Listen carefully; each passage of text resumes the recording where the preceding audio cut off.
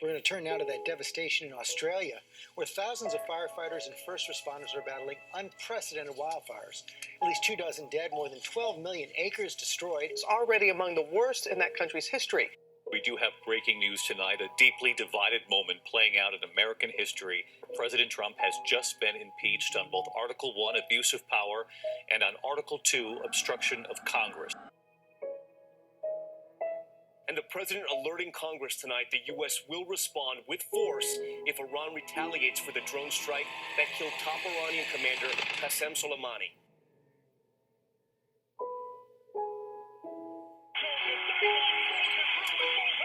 CNN is able to tell you now that NBA star Kobe Bryant was on board that helicopter and is now dead at the age of 41.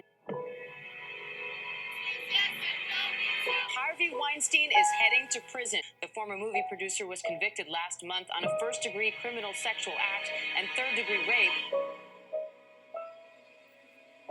The warning from the CDC, the coronavirus is spreading so quickly around the globe, it may only be a matter of time before it begins rolling across the U.S. with the potential to become a pandemic.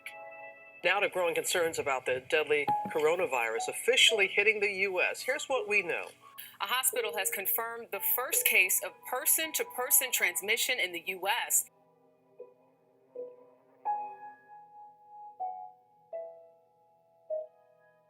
To unleash the full power of the federal government in this effort today, I am officially declaring a national emergency.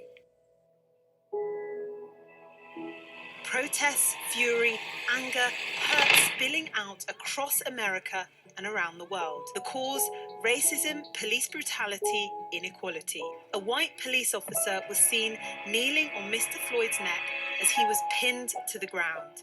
I can't breathe! I can't breathe!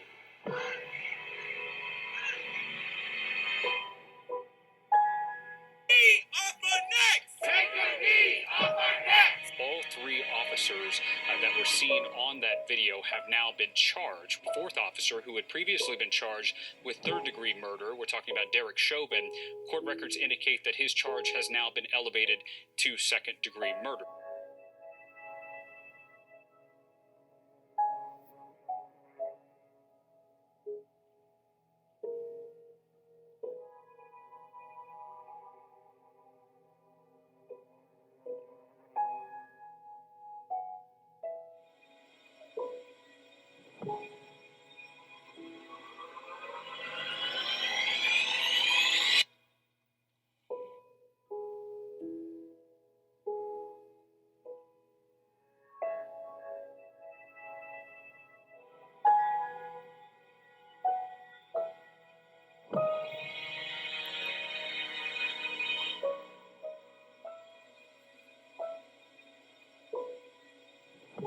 Those times when you don't feel like working, you're too tired, you don't want to push yourself, but you do it anyway. That is actually the dream.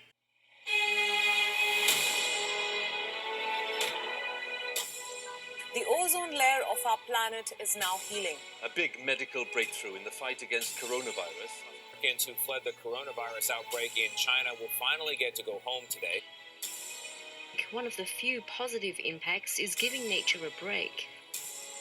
The coronavirus definitively shows that collective, large-scale structural change is feasible in the face of a crisis, and climate change is the biggest crisis of our generation.